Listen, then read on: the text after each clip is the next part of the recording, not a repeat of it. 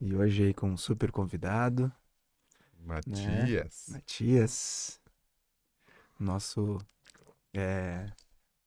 acompanhou por muitos anos aí Humberto Hellinger, né? Um ícone, né? Uma pessoa muito especial, pelo que eu conheço. É, é E uma imagem interessante que você está falando justo de ícone, mas vamos conversar sobre isso. vamos falar sobre isso. Isso, com certeza, com certeza. É muito Não bom. vamos idealizar tanto, né? É, Sim. mas é muito bom. É um prazer também pra mim, né? A gente tava falando aqui antes no começo, né? Porque a gente se fala. Hoje em dia a gente se fala muito por WhatsApp, né? Mas na época era só e-mail, né? Era muito mais e-mail, né? Daí mandava uma mensagem, aí o Matias respondia, né? E aí a gente. É muito curioso porque eu me sentia muita vontade falando contigo. Algumas pessoas tinham um receio, outras pessoas tinham um respeito, tinha É, toda uma. E eu me sentia muita vontade tinha uma, falando contigo. uma gama de De, pessoas, de- assim. de pessoas assim, eu me sentia muita vontade, tu geralmente respondia super pronto os e-mails. Ou sim. Isso era, inclusive, uma preocupação minha quando eu entrei nessa coisa de comunicação com as pessoas. E isso sempre foi uma coisa minha, da questão da comunicação, né? Assim, fazer isso pronto, assim, pessoas esperando respostas.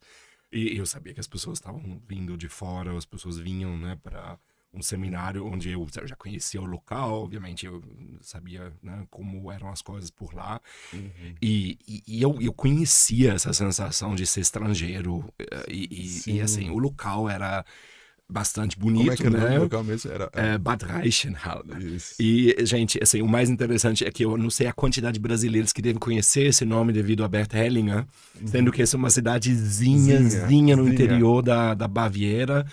E eu achava muito curioso, assim, a questão também das pessoas vindo de fora, vindo das capitais brasileiras, enfim, né? E não terem muito, né, muitas vezes muita informação a respeito do local, de como chegar, como era. Uhum. Então, assim, eu me tornei, naquela época, assim, um pouco esse ponto de referência, porque, primeiramente, podia falar em português para as pessoas, passar as informações. E eu tinha muito essa preocupação das pessoas também saberem, né, como eram as opções ali de hospedagem, e como era, e que distância ficavam os locais.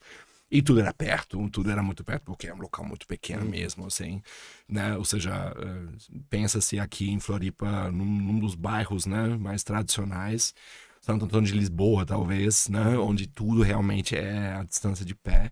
Mas era muito estranho.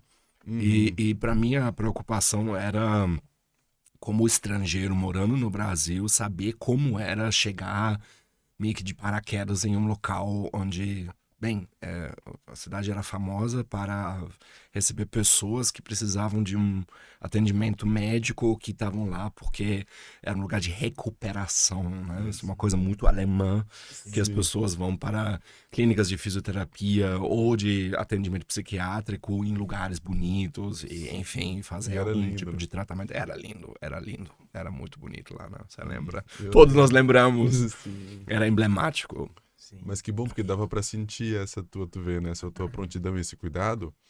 Porque pra mim também, a gente uma vez ficou mais perto, outra vez ficou na Áustria, e daí como é que pega o trem, né? Pra se Sim. organizar. Sim, isso era outro questão, um pouquinho assim, essa ideia de que você está era uma área fronteiriça com a Áustria, e essas pessoas pensam assim, meu Deus, a Áustria.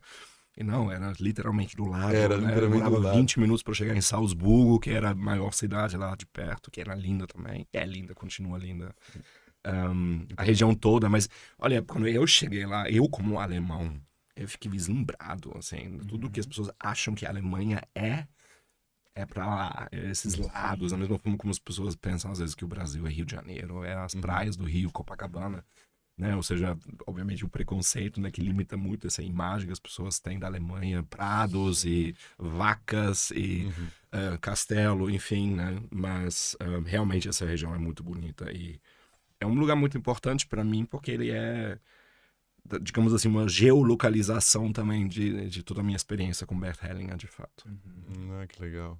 E aí um dia eu tô na escola da minha filha e escuto esse tom de voz, assim, foi uma coisa totalmente. Daqui a pouco eu escuto, porque, claro, depois a gente se encontrou em São Paulo algumas vezes, teve vários Também, encontros. No sim. Brasil também teve. Mas eu escutei uma voz, eu falei, vamos, filha. Aquele tom de voz, assim, Sofia. Eu olhei e falei, oh, o Matias. Eu, sabe, tentei localizar no espaço e no tempo, o que o Matias tá fazendo aqui? Sabe? Daí quando tu falou, não, tô morando em Floripa, eu falei, nossa, daí foi muito prazeroso. Pois né? é.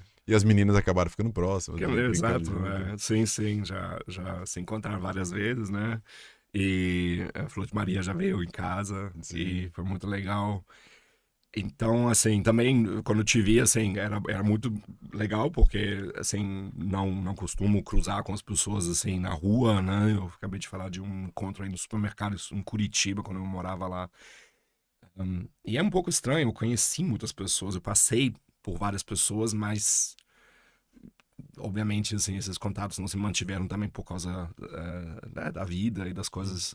Mas é muito estranho hoje, depois de tudo, olhar para trás e olhar para esse tanto de gente que passou pelos seminários e pelos cursos. E alguns rostos que ficam, né, como o do Bruno, ficam muito né, gravados. Mas eu me dei conta, e isso até eu tive um sonho uma vez assim a respeito disso, que é como se eu fosse um telefone que fica no quarto de hotel, as pessoas usam esse telefone, mas o quarto de hotel é um lugar onde as pessoas passam, né? É um lugar de passagem, não é um lugar onde as pessoas ficam. Sim, E quem fica é o mobiliário, o telefone, né? sim. Então essa sensação de que eu também fui parte dessa estrutura que se desfez após a morte de Bert Hellinger e depois da pandemia também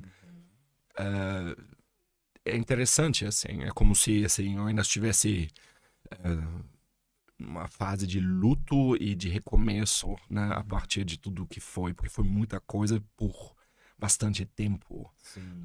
de uma vivência intensa, digamos assim, que também foi muito para além de uma função como intérprete e tradutor, Sim. e que acabou sendo também né, uma atividade onde eu me envolvia com os grupos, com a organização, com coisas aqui no Brasil principalmente, né? Uhum. E onde, para mim, o que era muito interessante, assim, o Bruno tá lembrando disso, mas manter a comunicação, manter as pessoas em troca para saberem o que estava acontecendo e como era. Uhum. E isso chegava ao ponto de eu me irritar muito com pessoas, e talvez o Bruno lembra disso também, quando havia dispersão, quando as pessoas não prestavam atenção, não estavam presentes nos seminários ou nos cursos, porque para mim aquilo era muito precioso também, ou seja, Sim. poder fazer parte daquilo e também, obviamente, ser uma parte que era significativa, porque as pessoas escutavam minha voz Isso. traduzindo o que estava sendo falado, né? Uhum. E eu acho que isso foi uma parte também da minha experiência que foi interessante. Eu gostava muito, assim, abrir o computador, por exemplo, cedo de manhã, né, Bruno? E como o horário com a Alemanha era 5 horas ou 4 horas, às vezes, dependendo da época do ano. Já tinha e-mails, já tinha questões para tratar.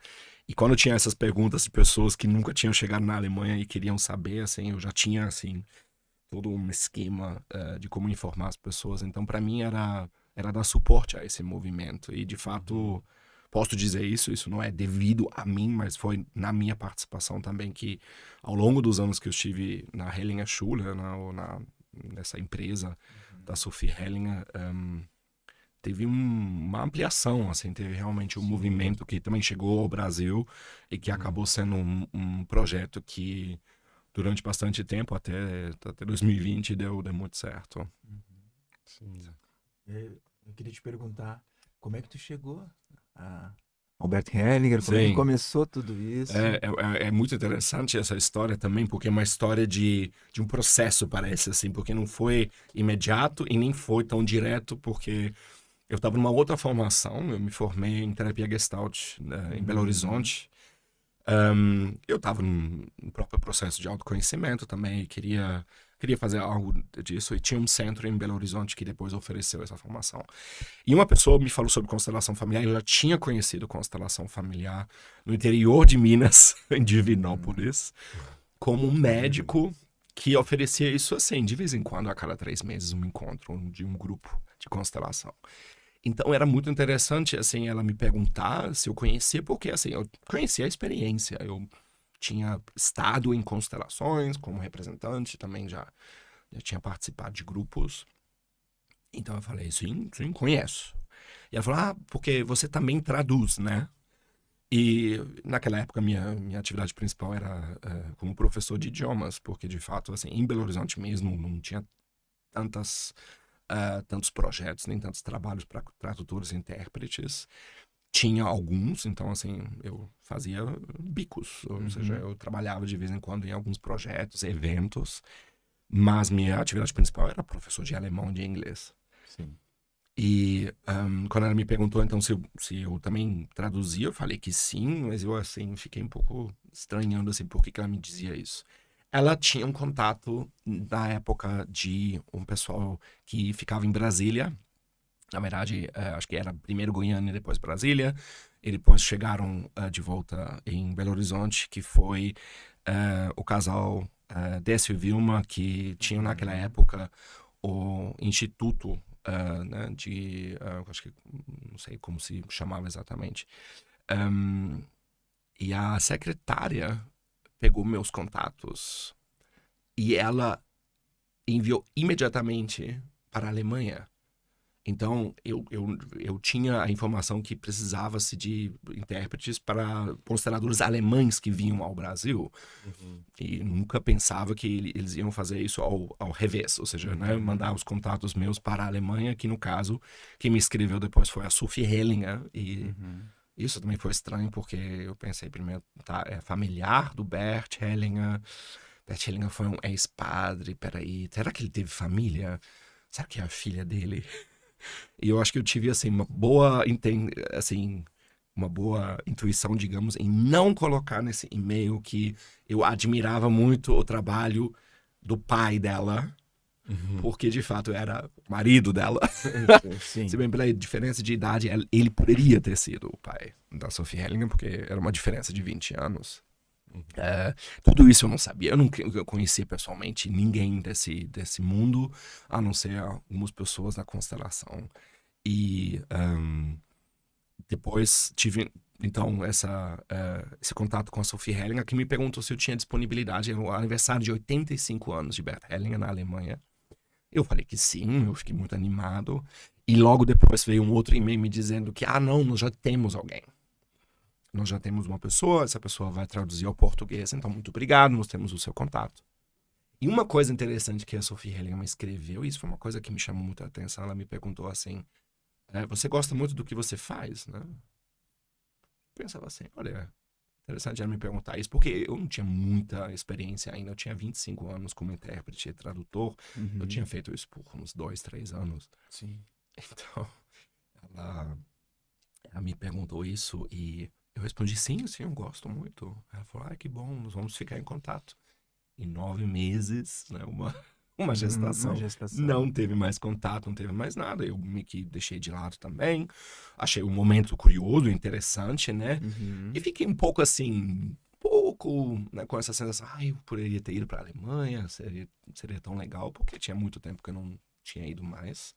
Desde que, né, eu vim ao Brasil com 16 anos com meu pai e meu irmão.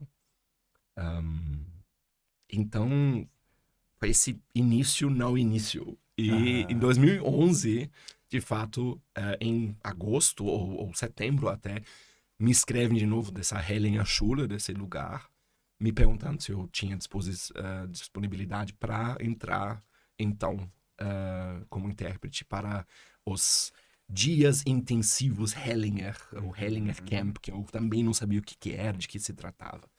E eu lembro chegar lá no primeiro dia e como estava acontecendo um outro evento anterior, eu cheguei também de paraquedas, eu não sabia onde eram as coisas, eu cheguei pela primeira vez lá em Bad Reichenhall, né, que é essa cidade, que o Bruno conhece também, e foi muito estranho para mim tudo, porque nunca tinha estado no sul da Alemanha, nunca tinha estado na Baviera, nunca tinha estado nessa região, então tudo era novo para mim, né? E também a experiência, obviamente, porque no dia seguinte eu tô lá na minha cabine, eu tinha exagerado muito na noite anterior no buffet do hotel, no jantar, porque tinha muitas coisas muito gostosas, muito boas, eu tava passando mal, cara.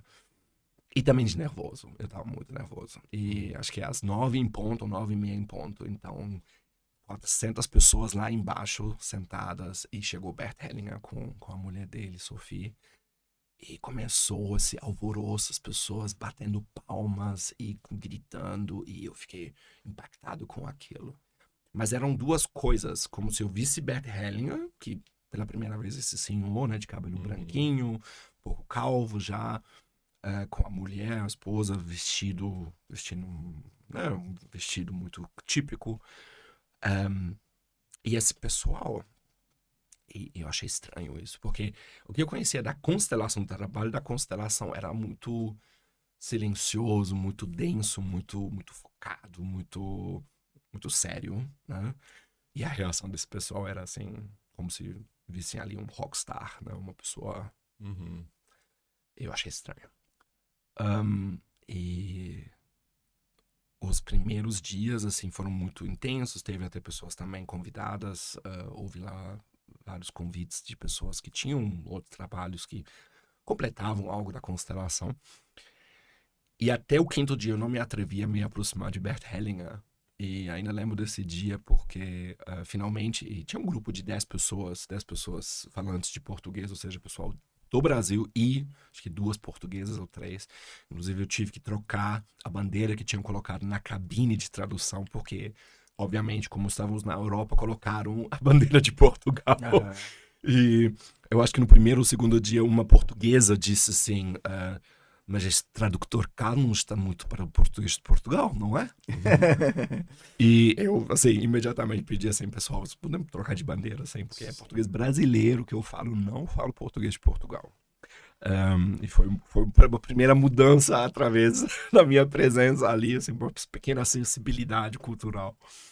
E depois...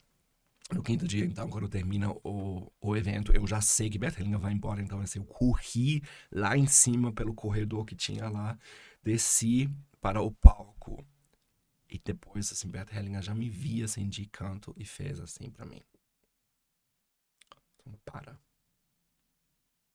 E no primeiro momento eu fiquei assim, nossa, o que eu fiz, né? Meu Deus, eu fui lá todo afoito e querendo chegar perto dele. E aí eu esperei. Ele estava conversando com uma pessoa do escritório e depois ele me chamou. E aí temos uma foto que eu até mandei pro Bruno, que foi um participante brasileiro que tirou, que foi o meu primeiro encontro pessoal com Bert Hellinger. E isso foi um momento muito impactante para mim. Porque ele me olhou, ele me deu a mão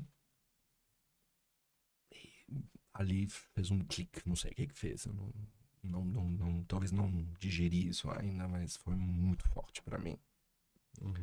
Eu nunca tive digamos assim, uma busca por mestres ou uma busca por pessoas assim, em todos os sentidos de uma referência ou que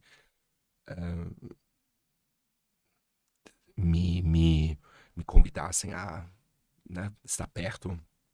E naquele momento era um acolhimento tão forte, era um momento tão de conexão com ele estava tão presente e me olhava. E eu não sei o que aconteceu, eu só sei que, assim, 2 horas depois eu peguei meu trem pra Munique e eu tava em um estado de graça, parecia assim, eu tava olhando janela, sorrindo durante 2 horas de viagem de trem, porque algo tinha me tocado muito profundamente, muito além daquilo que eu tinha visto das constelações, os exercícios, as coisas que, né, estavam acontecendo ali. E era uma conexão com ele, era uma conexão muito forte com ele. E com a Sofia era como se ela fosse a mediadora, porque ela que possibilitou minha vinda, ela que possibilitou eu ficar na Hellinger Schule, que é a empresa dela, a escola é dela. E eu sou muito grato a ela também por ter me chamado de novo, porque de fato foi o convite dela, né? E em 2012 foi esse momento de virada onde me chamaram de novo para traduzir lá, depois também chamaram para outros eventos. E aí foi... basicamente, assim, cada vez mais convites, cada vez mais envolvimento, até em 2014, então, no aniversário de Bert Hellinger, acho que era 88 ou 89, não lembro mais, em Milão, que também me chamaram para fazer a tradução, só que pro inglês. A Sofia me falou, olha, me coloca assim num papel o que você poderia nos oferecer, porque então nós vamos ver como fica a nossa colaboração daqui para frente. Então, assim, era muito claro para mim o que ela queria. O que ela queria que eu trabalhasse de forma fixa com eles. E em 2015 isso então começou. até 2021.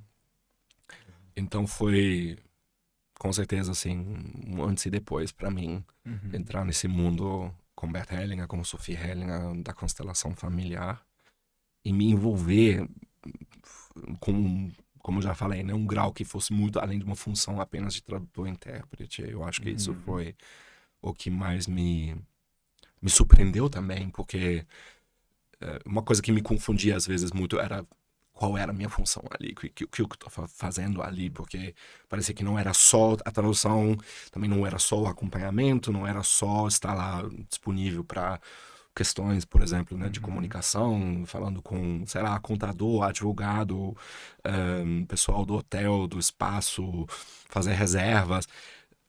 Era um pouco de tudo, assim. Eu me sentia muito envolvido e isso, obviamente, aumentava quando me chamavam para acompanhá-los no Brasil, para casa deles, ficar lá com eles, conviver, né? Ou seja, se criou uma coisa familiar, né? Eu diria. Se criou um convívio familiar. Sim. E isso foi muito estranho. Foi muito estranho, foi muito intenso e foi muito bom. Muito bom, sou muito grato. E como eu falei para vocês, hoje eu estou sentado aqui com vocês dois e eu acho que eu ainda estou digerindo tudo isso. Sim. Porque, bem, eu acho que vocês agora não tiveram nem tempo para me perguntar nada, né? Eu estou só falando, porque de fato foi muita coisa. Enfim.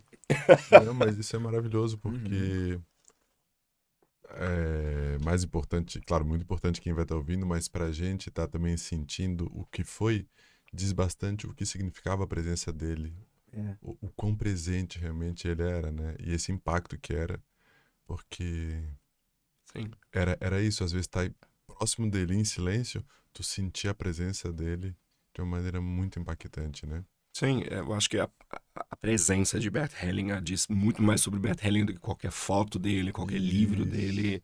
E, né, por um lado, o Rodrigo também, que né, talvez nunca conheceu ele diretamente, isso é uma coisa que não diria que me dói, mas sim me impacta hoje ouvir pessoas que falam sobre Bert Hellinger, de Bert Hellinger, sem ter talvez tido esse contato e sem presenciá-lo ou estar na presença com ele ou eles presentes, porque eu acho que o que ele mais valorizasse também fosse a presença da pessoa, ou seja, da mesma forma como ele dissesse assim, olha, eu tô aqui, tá? Cadê você? Você tá aqui comigo? Porque eu te acompanho, eu tô contigo, não importa o que vai aparecer agora, não importa o que for, eu tô aqui. E isso me impactou muito nele. E tem uma história que, na verdade, quem conta é minha esposa, não sou eu. Minha esposa, eu conheci ela também através dos eventos, ela fez parte. E numa sessão de assinatura de livros, o que ele assinava, ele adorava fazer isso. Uma coisa que ele tinha muito era um xodó, assim, um carinho pelos livros que ele mesmo tinha escrito, porque era como se fosse uma coisa que ele deixasse para as pessoas e que ao mesmo tempo era uma coisa como se fosse, eu não diria um hobby, tá? Mas assim, uma coisa que ele tinha muito, que ele prezava, assim, os livros dele. Então assinar o livro para ele era uma coisa que ele fazia com muito gosto. E nós ficamos ao lado dele, então uma pessoa abria o livro para ser rápido, porque era uma fila de gente. E a outra pessoa fechava o livro e entregava o livro de volta para ele só assinar e ficar com a caneta. E em um momento, assim, ele tava olhando para a pessoa, ele sorria para a pessoa, e a pessoa olhou para ele e falou assim, imediatamente para aproveitar, né? Posso tirar uma foto? E aí eu vi a mudança no rosto dele, e a minha esposa fala isso também, porque ela tava do lado, e era como se ele dissesse, que pena que você não quer estar comigo aqui agora. Isso aqui é algo de mim. Você não quer estar aqui comigo agora. Você quer minha foto? Pra tela, né? Pra ter algo meu. E ele falava sobre isso, porque ele não falava muito da África e dos momentos onde ele era missionário. Eu acho que também as pessoas criaram depois uma história a respeito da África, de Bert Hellinger na África, mas enfim, isso é um outro assunto. Ele dizia que para os Zulus, tirar a foto, eles tinham muito essa ideia de que tirassem algo da pessoa, né? Como da alma da pessoa. E uma vez houve isso, um momento que eu estava com o Bert Hellinger e assim, nós estávamos, não sei se o Bruno estava também no Espaço Gasparetto em São Paulo. Uhum. Sim, né? Uhum. E Bert Hellinger foi literalmente para a mesa de fora, a última mesa lá no cantinho, para sentar Vai sentar. e esperar, na verdade, as pessoas saírem, porque depois ia ter alguma coisa. E uma pessoa, assim, conseguiu, tipo, tirar uma foto meio que paparazzi no meio, assim, ela não tava de passagem. E ele apontou pra essa pessoa e falou assim, vem cá, me dá a sua câmera. Eu peguei a câmera pra ele, né? Ele falou assim, você não pode fazer isso. Você não pode tirar minha foto. Isso não se faz. E ele pediu pra pessoa apagar as fotos que ele tirou. Não sei se ele apagou, mas acho que sim. Mas isso foi uma coisa muito interessante para mim. Isso me impactou muito como ele colocava também um limite que tinha a ver com a dignidade. Uhum. Que era como se para que essa presença se conservasse, precisava desse respeito. E não era um respeito porque eu era um senhor de idade, era Bert Hellinger. Era como se ele esperasse algo das pessoas que ele dava também. Sim. Uhum. E que é estranho pensar nisso, né? Desse respeito do qual ele falava também. E ao mesmo tempo eu via ele sendo respeitoso e amoroso com as pessoas, né? E foi, acho que uma das coisas que eu mais levo dessa presença dele é essa amorosidade e o respeito com esse limite. Como se dissesse para a pessoa, olha, eu tenho um espaço aqui, você tem um espaço aqui. Eu posso estar aqui, você pode estar aqui. E podemos estar juntos, e podemos estar, enfim, conectados, né? E quando é hora de cada um seguir seu rumo, tá tudo bem também, né?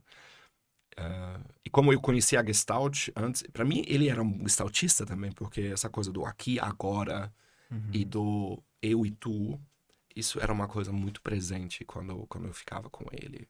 Uma das coisas que eu sempre lembro, assim, estando sentados que nem com vocês agora, numa mesa, era que as coisas, todas as coisas que nós imaginamos e nos preocupamos e nos queremos, toda a minha ansiedade, minha própria ansiedade ou minha agitação, que vocês estão vendo, né, que eu sou super calmo, ia embora.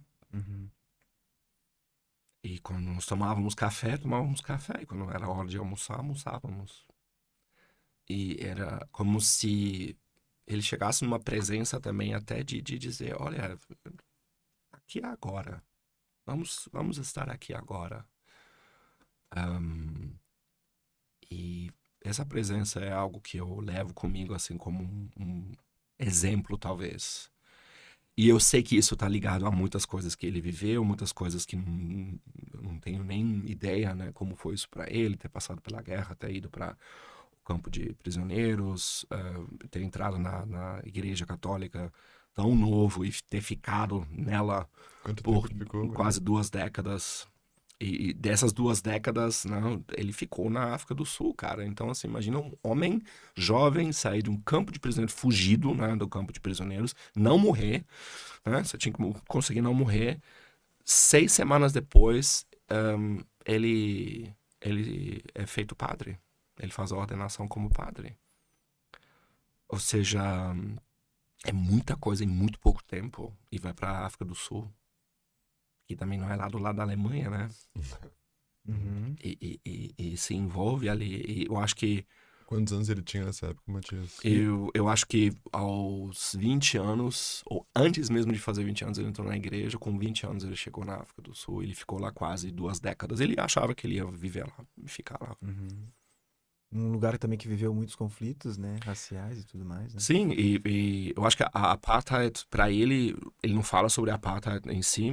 Eu vi ele em várias fotos com pessoas negras, né? Ou seja, a missão lá era uma missão para formar novos padres e pessoas da igreja.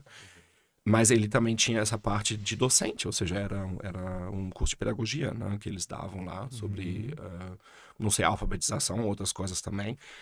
Mas assim, e por isso que eu falo assim, romantiza-se muito a respeito da missão de Bert Hellinger, mas era um lugar muito de uma instituição, ou seja, ele ficava lá na função da instituição, ele depois foi feito reitor dessa escola lá, na África do Sul, e ele teve um burnout. Ele ficou esgotado. E é ali que ele foi pro ponto missionário dos Zulus. Ou seja, antes disso, eu não tinha nada com os Zulus, ele não era parte do convívio dele. E ele estudou Zulu, a língua Zulu, ele fez algumas traduções. Eu perguntei ele depois se ele ainda falava, ele falava que já não mais. Mas eu acho que uma das coisas que mais impactou ele naquela época foi a crise mesmo de consciência que ele teve quando ele se deu conta de que a própria igreja ou a própria ordem missionária mantinham sua estrutura, e ele ia para além disso, fazendo essas experiências das dinâmicas de grupo, né, que ele conheceu ali. Isso foi o primeiro trabalho terapêutico que ele conheceu, e isso foi a igreja anglicana que oferecia isso, e eram grupos mistos. E ele me falou uma vez que uma das coisas que mais impactou ele foi que, isso é uma época nos anos 60, que a igreja estava passando por várias mudanças também, os movimentos sociais, movimentos que também questionavam muito essa questão das autoridades, das instituições, né? E a própria época, né, é também algo que acho que mudou ele muito nesse sentido de ir para além de um certo limite de uma instituição e dizer, olha, eu estou vendo outras coisas aqui e eu me interesso por elas, ou elas me mexem comigo.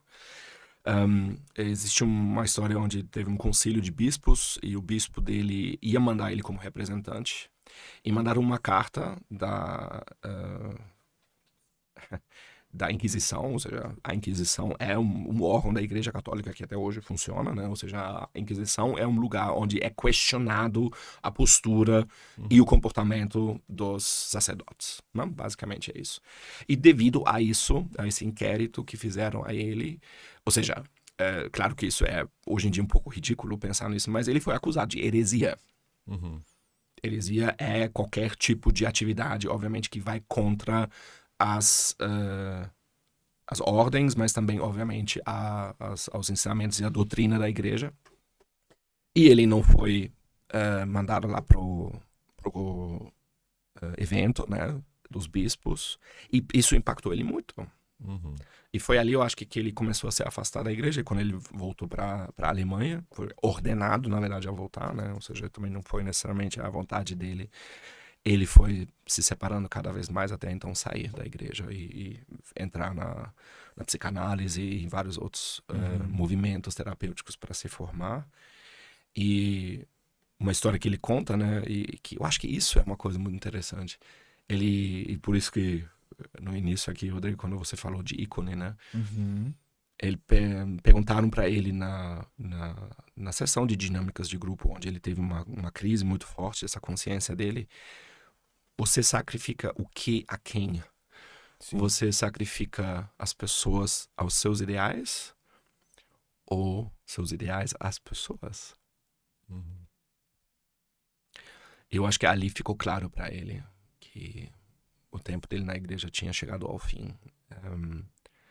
E para mim, Bert Hellinger, a história de Bert Hellinger é uma história de muitas entradas e saídas, muitas passagens por vários grupos, várias instituições, vários momentos, até chegar com mais de 50 anos, quase com 60 anos, à constelação familiar. E eu acho que isso que as pessoas não percebem muito. Essa caminhada, sim, essa caminhada. E eu acho que vocês dois sabem muito bem disso, porque eu acho que o médico, né, que está na faculdade de medicina e depois entra na psiquiatria, depois se especializa e depois chega no pathwork, né, e em outros trabalhos, nos florais ou outras coisas, e o Bruno também, né, que também é de uma área, digamos assim, que não tá ligado a isso, e eu muito menos, porque vocês ainda são da área da saúde, eu sou da área de ciências humanas, gente, ou seja, letras, né? É interessante perceber essa nossa passagem, que é repleta de crises e repleta de separações ou opções até chegarmos a um caminho próprio, que ao mesmo tempo é um caminho onde existe essa questão da consciência, a nossa consciência que nos leva por um lado, e a consciência que Bert Hellinger descobriu, né, que é essa consciência coletiva também, que nos dá essa sensação de ou de culpa, ou de pertencimento, ou de nós nos sentimos muito à vontade, como eu estou me sentindo aqui com vocês. Uhum. Mas também eu acho que também devido a essa questão, porque se fosse uma instituição, ou se fosse um grupo muito fechado, ou se fosse um coletivo com determinada doutrina ou determinado tipo de comportamento, eu sei de mim, e vocês teriam que falar por vocês, né? Como é isso para vocês hoje, depois de tudo que vocês já passaram? Quanto sentido faz isso ainda para mim, me inserir, né, nesse meio ou nesse grupo para aderir a uma imagem, uma ícone, um ensinamento, um mestre, uma mestra, um dogma, que por um outro lado nos dá uma sensação muito boa de pertencer e de fazer parte, né? Porque existe ali uma proteção, existe uma segurança e existe, claro, limite daquilo que pode ou não pode ser feito, dito e como se deve comportar. Sim. Então, para mim, assim, o Bert Hellinger ele é um exemplo dessa história também, dos limites da consciência, de ultrapassar esses limites. E isso é né, esse é o outro lado dessa história, é um caminho muito solitário. Uhum. É solitário. E isso é, para nós como espécie humana, como seres sociais que somos, né, algo difícil. Uhum. Mas Muito faz bom. muito sentido porque chega um momento na nossa trajetória que, e para ele possivelmente ficou cada vez mais difícil, que é entre pertencer e se trair, a dor da autotraição custa muito. Porém, também tem um efeito que é esse local de profunda solidão. Então ele fez muitas travessias, né? Muitas. Sim. Desde isso, sair do campo de concentração, desde ficar na instituição tanto tempo, muitos trabalhos que ele teve um momento que ele precisou decidir se ele pertencia ou se ele deixava de pertencer a ele mesmo para pertencer ao grupo, ou ele pertencia a ele mesmo e abria mão do grupo, né? Então Sim, essas travessias possibilitou também que ele abrisse espaço para também descobrir um trabalho, né? sim. É estranho pensar nisso, né? Eu acho que nós não somos, obviamente, só uma coisa, mas, assim, a questão de que, né, em primeiro lugar, obviamente, eu pertenço à minha família, eu sou da minha família de origem, depois eu vou entrar em outros grupos, as quais eu também vou fazer parte. E talvez, assim, eu posso falar na minha experiência como estrangeiro que vive aqui agora há mais de 20 anos, e depois de ter mudado de estado, de cidade, eu chegar aqui em Floripa, Uhum. eu acho que uma das questões sobre essa abertura, né, como a gente fala assim, abrir a mente, né, abrir o horizonte, ampliar o horizonte, você paga o preço por isso também. O preço de não saber mais o que é realmente o certo e errado, quem são os maus e os bons. Não conseguir mais acreditar tanto, talvez, nos escolhidos e nos que são os corretos e os certos, e os que vão, talvez, levar outras pessoas também a uma ideia de salvação, resgate ou cura. E que isso dessas definições, né, vai perdendo cada vez mais a rigidez. E ter pertencido ou pertencer ainda, partes nossas pertencerem, né, como nós pertencemos ainda aos nossos pais como filhos deles, como ainda pertencemos de certa maneira aos nossos parceiros com os quais tivemos relacionamentos, ou que isso tudo faz parte de nós, que isso se amplia, na verdade, não se corta, né? Não é dizer assim, isso já foi, isso já era, acabou. Mas não, faz parte. Sem isso eu não seria eu. Né? E dizer sim para isso, né? Sim para essa história, sim para as coisas como são, né? Como o Bert Hellinger dizia, as coisas como são e reconhecer essas coisas como são. Isso é um preço também que se paga porque nós temos que lidar com uma culpa que tem, acho que a ver com isso, Bruno, da traição, trair uma consciência que diz, não, é até aqui, e nós somos assim, e aqui se faz desse jeito, e tudo, né? E eu acho que vocês dois também têm suas histórias de trair suas origens, ou pelo menos, assim, certos grupos, né? Sim. Por conhecerem coisas onde as pessoas falam, mas o que você está fazendo ali? Que coisa esquisita e que estranha. Não, você não está fazendo parte desse povo, né? Você não está fazendo isso aqui, que isso é seita, ou isso é pseudociência, ou meu Deus do céu, né? Ou seja, essa revolta, às vezes, que até, né, vem com ser diferente, algo que não faz parte do grupo, ou daquilo que é válido para esse grupo, daquilo que é importante para esse grupo. Então, eu acho que o pertencimento, nesse sentido, também, Bruno, ele faz parte de uma coisa mais ampla de dizer, tá, eu também pertenci, ou também pertenço ainda, mas não tudo. Sim. E não completamente. E existe algo mais em mim e existe algo mais no mundo onde tem uma conexão. E eu acho que esse conflito de consciências é uma das grandes descobertas de Bert Hellinger.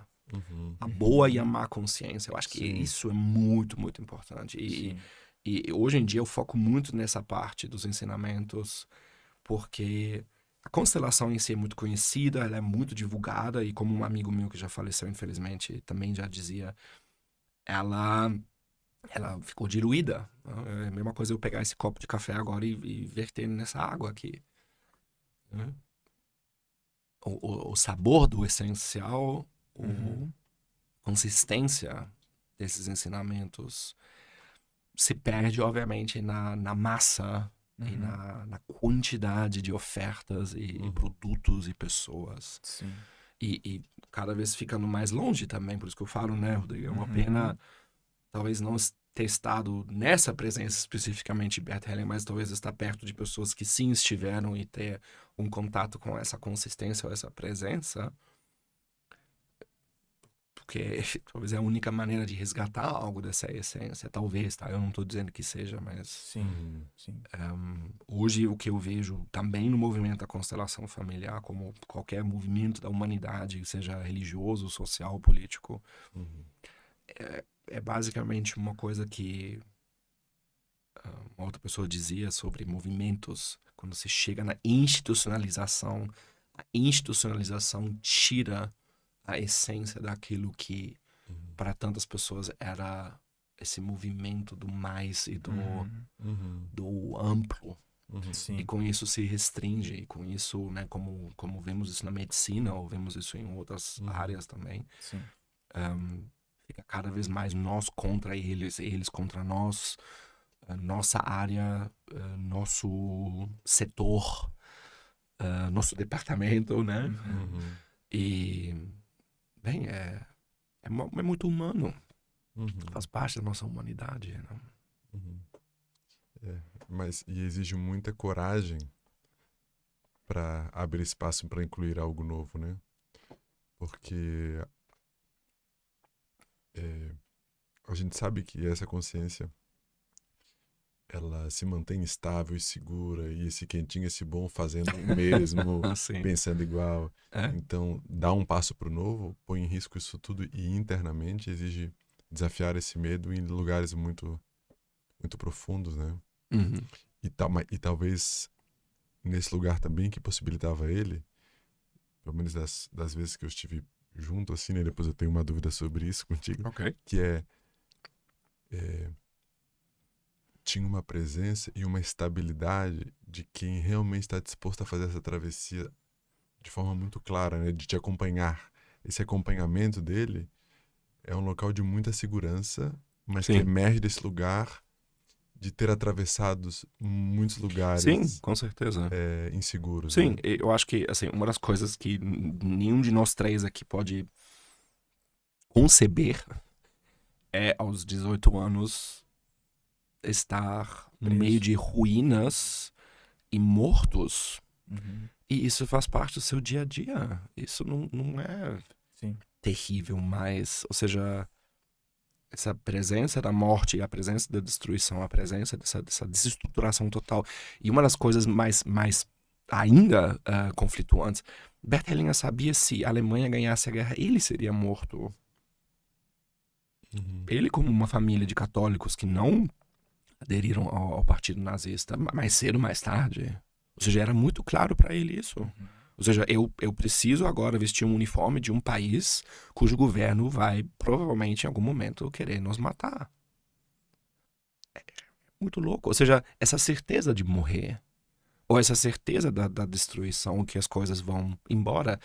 E teve um momento onde ele, uma entrevista com outras pessoas que também passaram pela guerra, disse: nós vivemos aos 18, 19 anos o que as pessoas aos 70 vivem, que é o fim da vida, o fim das relações, no sentido de que as pessoas morrem, a finalidade disso, e que muitas vezes nós falamos dessa sabedoria dos mais velhos, né, por estarem mais próximos à morte, talvez, também, e nessa finitude, nessa passagem, não existe mais o medo.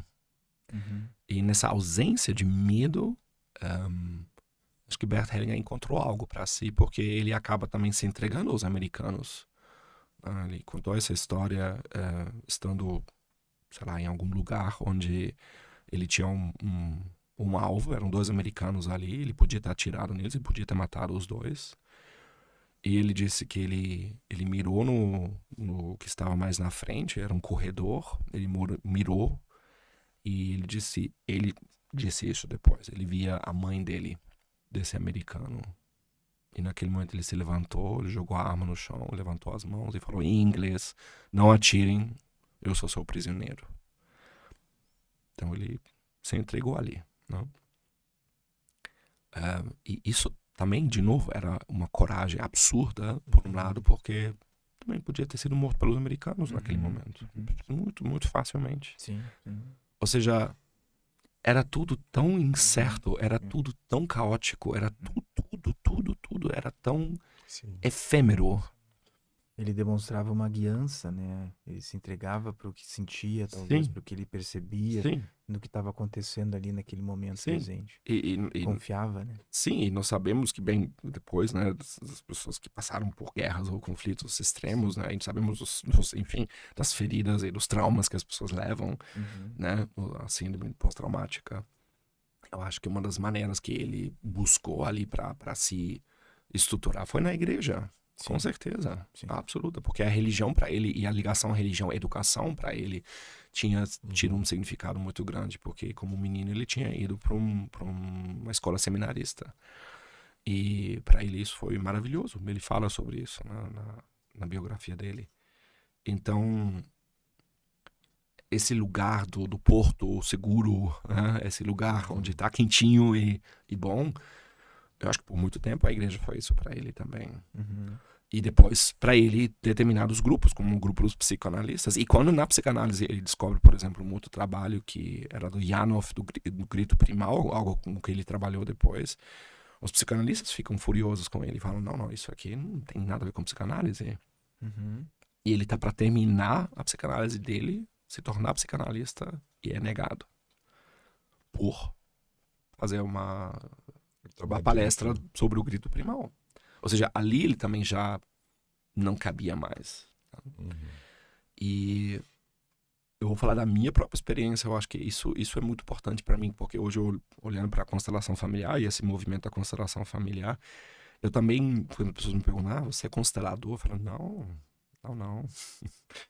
Não. Eu me vejo como um professor, eu me vejo como uma pessoa que com certeza absorveu e pela convivência com Bert Hellinger, teve essa oportunidade de ter um contato com esses ensinamentos, mas de forma alguma eu penso que constelador ou constelação familiar, como as pessoas acham que entendem e veem, seja exatamente isso, né? E eu acho que muito disso também tem a ver com essa necessidade nossa de pertencimento, porque a coragem de fazer algo diferente, ela também conleva a culpa ou a traição ou a sensação dessa solidão que para um ser humano é muito difícil suportar. Sim. É difícil para eu suportar a minha própria solidão, no sentido de que meu caminho não é o caminho de todos ou de muitos, ou que eu faço parte de uma associação, ou que eu faço parte de um coletivo que vai estar lá para me apoiar e para me dar uma estrutura, né? Isso também é o outro lado. Eu digo isso para as pessoas, a boa consciência não é melhor nem pior, e na má consciência certamente não é melhor nem pior. Porque em ambos os casos pagamos um preço. E o preço dessa má consciência, e má consciência conleva um mal-estar, por isso que chama má, né? Eu me sinto mal, eu me sinto esquisito, eu me sinto estranho. Porque eu não sei o que vai acontecer comigo. Eu não sei. Eu não tenho uma referência. Eu acabei de deixar essa referência para trás. No momento que eu saio e faço algo diferente, eu olho para algo diferente, ou interajo com outro grupo, outro conhecimento, outras coisas, né? Isso para mim, algo muito real, né? E talvez esteja vivendo isso nesse momento exato também, porque para mim ainda não é muito claro qual é o meu caminho agora depois de ter vivido tudo isso. E tu conviveu com ele ali no fim, mais pro fim da vida? Sim, Como foi, assim, a pergunta Sim. como é que era no dia a dia esse olhar dele pra morte, né? Porque ele tava olhando nessa direção, né? No finalzinho já, né? É interessante porque ele mesmo dizia, né, sobre essa postura, dessa observação, né? Se ele quisesse morrer ou se ele quisesse a morte, como se fosse uma coisa, né? Algo que já estava presente na vida depois de tanto tempo e que finalmente chega com essa certeza da idade e da questão de saúde. Mas eu acho que ele também dizia que ele esperava. Ou seja, ele não esperava por ela, mas ele simplesmente esperava pelo que acontecesse. Ou seja, nessa postura fenomenológica também, de não querer as coisas e não esperar pelas coisas, mas estando presente no momento. E eu acho que isso talvez ele tenha, de certa maneira, levado a cabo. Mas eu vejo em várias atitudes dele eu não diria um desprezo de forma alguma, mas um descuido da parte dele com a vida dele. Ele não tinha uma grande consideração. Quem cuidava muito da saúde dele, do dia a dia dele, foi a Sophie Hellinger, com certeza, absoluta. E é interessante porque em vários momentos ele falava sobre a morte dele, inclusive para ela, do tipo assim, mas eu vou morrer em breve, não, mas isso já vai acabar logo, ou eu vou me retirar, né? Ou seja, vários momentos onde ele também tinha esse movimento, que eu acho que é algo também que não é um tabu, sabe? Assim, essa ideia de que nós em vários momentos queremos morrer, queremos sumir da face da Terra. Eu sei que eu tenho isso, né? E olha, eu não tô nem perto da idade dele. Ou seja, desejar o fim, ou desejar a morte, né? E obviamente os psicólogos clássicos, né? A psicologia clássica diz isso, faz parte, nossa. Não é algo que é terrível ou mal, ou que diga não à vida, mas faz parte. Faz parte eu não saber o que fazer e querer ir embora por isso, ou faz parte, como eu acho que Bert Hellinger também sentia isso, que não importava realmente para ele isso que era tão renal ou tão apegado à matéria, digamos assim, né? E claro que também tinha um tanto de ensinamentos espirituais que ele levava dessa vida na igreja, dessa vida de sacerdote. Ou seja, existe ali também um certo desprezo pela matéria. Não se precisa dessas coisas, não precisa do corpo, porque o corpo prende a alma e a alma deve, né, subir aos céus, etc. Ou seja, também isso tudo é uma imaginação, é uma imagem, de novo, a ícone, né? E isso é interessante observar, ou seja, eu sabia que Bert Hellinger ia morrer no momento que eu liguei para ele no aniversário dele. Eu lembro, assim, a Sophie chamando ele pro telefone e ele não falava mais coisa com coisa, ou não escutava mais bem a voz dele. E ali começou, assim, meu luto já por ele, assim, mesmo que ele morresse, sei lá, 9 meses depois, né, em setembro. Mas a saúde dele deteriorou muito e depois ele ficou na casa com a Sophie e eu não tive mais contato com ele. E a última vez que, tive contato, em aspas, foi no funeral, que foi em outubro, em 2019, que foi umas 2 semanas depois que ele já tinha falecido, para reunir todo mundo, né, e para as pessoas estarem lá presentes, né? Eu acompanhei o Renato Chan, que é o constelador lá de São Paulo, e veio a Miman Safarni também, que mora no Brasil, né, que hoje é a última pessoa mesmo, que é testemunha e discípula de Bert Hellinger, e que hoje está com 92 anos, e com quem eu também tenho contato. Mas é como se esse momento e essas pessoas perto de Bert Hellinger também, cada um segue no seu caminho, cada um tá indo na sua vida e eu talvez acho que como eu fiquei, em aspas, como testemunho disso tudo, eu também me sinto um pouco como que eu te falei dessa ideia do telefone no hotel, esperando a chamada, porque as pessoas vieram e se foram e o quarto tá vazio, ou seja, existe um espaço vazio também em mim, que não sabe o que vai acontecer e que não sabe o que vai ser, né? Por mais que eu tenha planos ou projetos, eu não sei. Ou seja, vocês estão me pegando num momento muito bom, gente. De completa incerteza não de uma má consciência em si, mas sim de um momento mesmo, que eu não sei o que será também dessa presença de Bert Helling agora que ele não tá mais. E eu vejo, obviamente, os movimentos, mas nada disso me toca no sentido de que me toca como se fosse um impulso para algo novo, né? Sim. Muito bom, legal. E o que tu traria, assim, sei lá, tentando, para quem tá ou nos ouvindo, né, e de alguma forma já ouviu falar de constelação de Bert Hellinger? Que tu disse que a presença era uma coisa forte nele, né? O que mais tu destacaria, assim, na personalidade ou no jeito dele? Sim, eu acho que entre trabalho como, enfim, ele trabalhando com pessoas, ou ele estando em casa, ou ele, enfim, passeando, ou caminhando, ou às vezes a gente ia pro mercado, isso é uma coisa da Alemanha, existe um mercado de bebidas, isso parece um pouco estranho, mas não são bebidas alcoólicas apenas, é água, é suco, é qualquer coisa, e as pessoas têm um engradado, você leva o engradado com as garrafas vazias, você compra um novo engradado, é um pouco como trocar de galão de água, né? Então eu fazia isso com ele também, e a gente comprava às vezes uma cerveja sem álcool, que ele gostava, e fazíamos compras juntos, né? Ou seja, era uma coisa muito básica. E eles moravam num local que era perto também de Bad Reichenhall, que é bem na fronteira com a Áustria também, que é um lugar muito idílico, muito bonito. Berchtesgaden, que foi também um lugar para mim, assim, que se eu fechasse os olhos eu ainda sei mais ou menos chegar no supermercado e subir para a casa deles, que hoje não é mais a casa deles.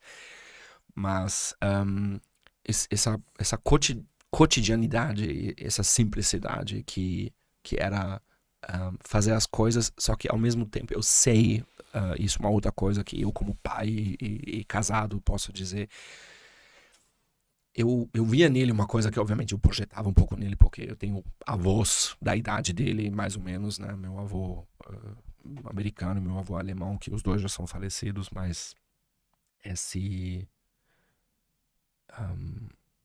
essa postura de uma presença muito serena, muito tranquila, muito calma diante de tudo.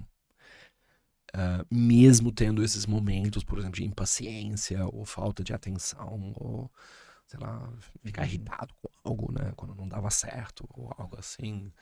Mas, de uma maneira muito geral, a postura de Bert Hellinger diante da vida era uma coisa realmente que se traduzia muito no dia a dia dele também.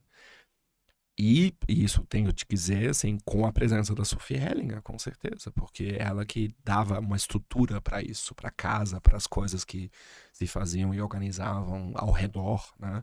Ou seja, é óbvio que ele também, como um bom padre, tinha uma estrutura que atendia ele, né? Ou seja, ele não tinha que cozinhar, ele não tinha que fazer nada, não tinha que lavar as próprias roupas, né? Ou seja, tudo isso era feito por ele.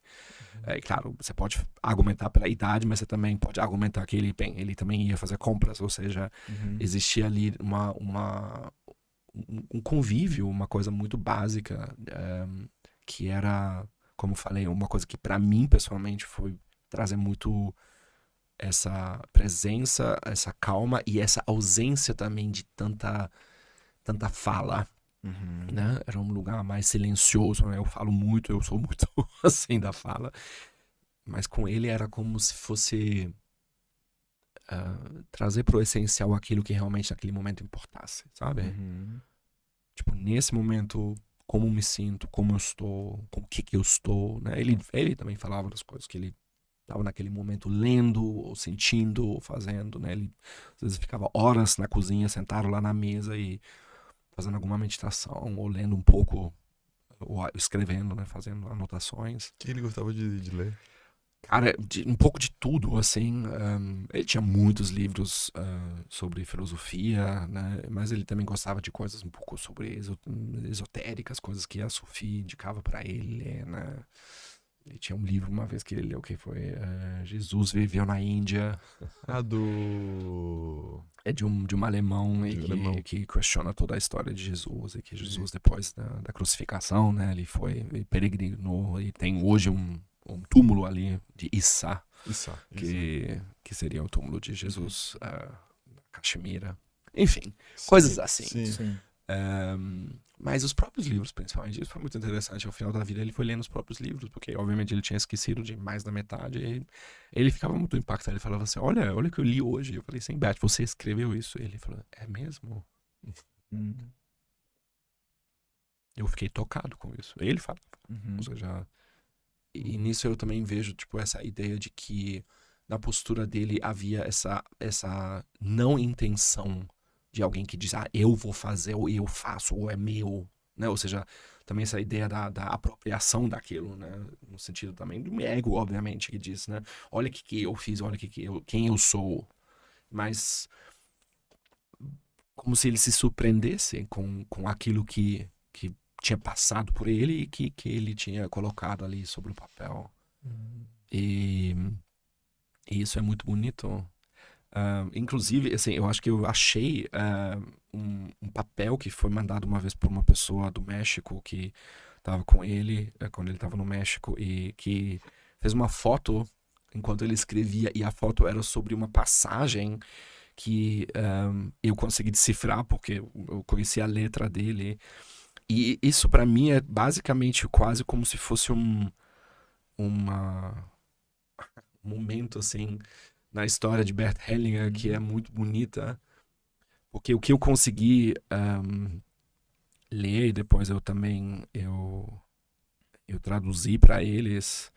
Isso é uma coisa, eu acho que Bert Hellinger tinha muito dessa libertação, dessa ideia da apropriação do ego, de falar assim, isso é meu, eu que faço, eu que fiz. Ou eu me conecto com isso, me identifico com isso. E eu vou ver se eu acho essa frase aqui, porque eu acho que isso faz parte também daquilo que ele vivenciou quando ele teve essas compreensões, ou quando ele falou assim, na verdade a constelação familiar me encontrou. Ela me veio, né? Ou ela me foi dada de presente.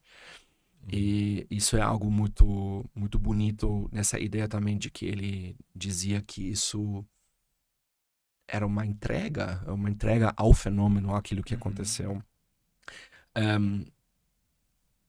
E, assim, essa parte, esse é realmente só um pedacinho de um texto inteiro, que eu não sei qual é o texto, mas é isso que acontece comigo, com essas histórias, desde faz muito tempo.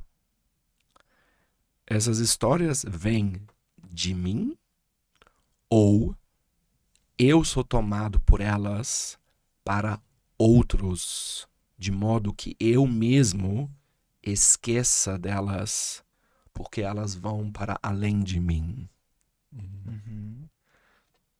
Isso é muito ele. Essa não apropriação, e ao mesmo tempo é para várias outras pessoas, é para muitos. Eu acho que é isso que ele queria muitas vezes passar, e que tudo que ele escreveu, tudo que ele dizia, tudo que passou por ele enquanto uma informação valiosa, que era do momento também, não era dele. Ele não dizia, são minhas palavras, sou eu que digo. E por isso que é interessante para mim quando pessoas hoje se referem a Bert Hellinger, né? Bert Hellinger diz isso. E segundo Bert Hellinger é aquilo. Tá? E claro, eu também falo, são ensinamentos segundo Bert Hellinger, mas é estranho pensar que isso não é de uma pessoa que queria se apoderar de algo, ou que queria ser dono de algo, mas que queria passar isso adiante, que queria transmitir algo. Sim, E isso é muito bonito para mim. sim, sim. Tava muito entregue ao serviço, né? Sim, A e, obra. eu acho, Rodrigo, tomado, sabe, por Sim. isso. Tomado no sentido também de dizer, eu não tenho escolha, esse é meu caminho. Uhum. Tomado também no sentido de dizer, eu não sei o que vai ser disso, eu não sei como vai ser isso, né? E eu acho que, inclusive na história da constelação familiar, isso foi um caminho para ele, porque teve também muitas pessoas que aderiram a esse conhecimento muito cedo, pessoas que conheceram ele da área da psiquiatria, da medicina, que eram os primeiros realmente que deram muita atenção para esse trabalho, que também não compreendiam exatamente o que acontecia ali, que queriam estruturar isso, né, e ter uma certeza de como se fazia esse tratamento da constelação, essa abordagem da constelação, a terapia da constelação, né, como era chamada naquela época. E depois, quando ele se amplia e vai para além, né, dessas observações e ver o que mais existe, e nisso também muitas pessoas se sentiam traídas, se sentiam deixadas para trás. E nessas primeiras gerações de consteladores existe também uma ideia de como é a constelação familiar e como se deve praticar e fazer constelação. E para mim isso é irônico no sentido de que, como é fenomenológico, não se faz. Constelação não se faz. Para mim, constelação familiar é um caminho de vida, é uma filosofia de vida, assim. E para mim, Bert Hellinger foi um professor e um filósofo. E o que ele trouxe é algo que vocês dois, eu aqui, todos, o técnico, todos podem experienciar. E não se trata dessa ideia de ser constelador, constelar, né? Essas são, digamos assim, novas invenções para colocar a palavra nisso, né? O que é. Porque é difícil lidar com coisas que nós não compreendemos ou não conseguimos definir. E essa ideia de que algo vai para além de nós mesmos, ou seja, essa vida que passa por mim, mas não é minha, ou a vida que me toma e me leva e que eu não controlo. Né? Isso dá um desespero, isso dá uma sensação de, não, tipo, o que eu tô fazendo? E dá uma perspectiva diferente também. Enfim. Sim, muito bom. Muito rico, que é muito interessante, a gente já tá bem estouradinho no horário, mas porque pensando na própria história da fenomenologia, que tu estava dizendo agora, com o início lá com o Russell, ele tinha esse intuito, né, que ela fosse mais, que a filosofia fosse mais científica, olha que curioso, fosse mais técnica, menos metafísica, menos empírica, rigorosa, mais rigorosa, ele queria, mas para isso ele era necessária a suspensão do juízo, né, que ele falava, e ficar com aquilo que aparece. Isso. Mas também isso pode dar uma sensação de que, nossa, mas isso é muito menos concreto do que um juízo que tu consegue estruturar. Então, ele foi um fenomenólogo de fato, né? De fato, ele conseguiu trazer, ainda que o fim inicial da fenomenologia era tentar, na verdade, trazer a filosofia para um local mais concreto e mais científico. É muito paradoxal isso. Sim, eu acho que essa é a questão da fenomenologia, ela é totalmente paradoxal, é contraditória, né? Ou seja, e é contraditório dizer assim, como você falou agora antes, Bruno, sobre o pertencimento, eu sou isso também, mas eu sou isso também. Sim. Ou seja, eu sou amoroso e eu posso ter ódio, eu sou carinhoso e sou violento, eu também sou isso, eu também tenho isso em mim, eu também vivo isso. E tratar dessas oposições ou contradições aparentes como um fenômeno que somos nós, né? Você é um fenômeno, eu sou um fenômeno. Essa chuva que está caindo sobre o estúdio são fenômenos. Sim. Isso, existindo, né? Eu aconteço. Isso. Sim, isso. Exatamente. Eu aconteço. Sim.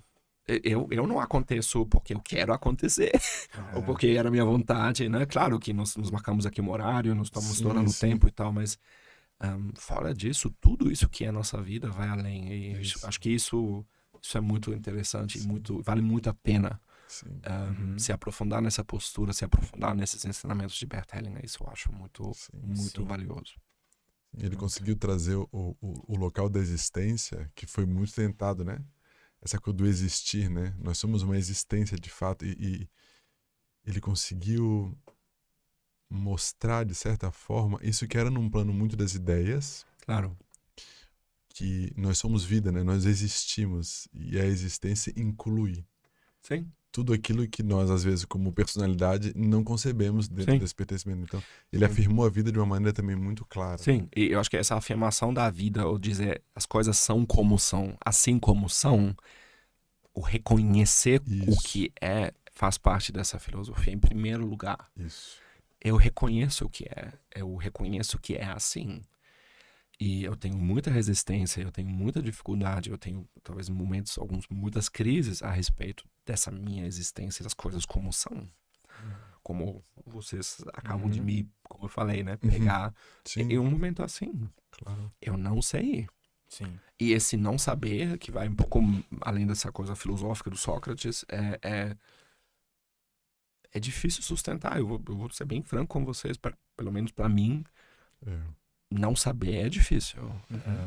Um mundo que te diz para ser mais, saber mais, ser diferente e essa volumosidade dessas informações que são para servir para algo, é difícil Sim. ser. Exatamente. Sim. A gente é bombardeado por muita coisa que querem nos rotular ou trazer respostas, né? Que muitas vezes a gente precisa, na verdade, se esvaziar, né? E poder se conectar. Sim. E eu acho que, Rodrigo, existe um limiar nesse vazio,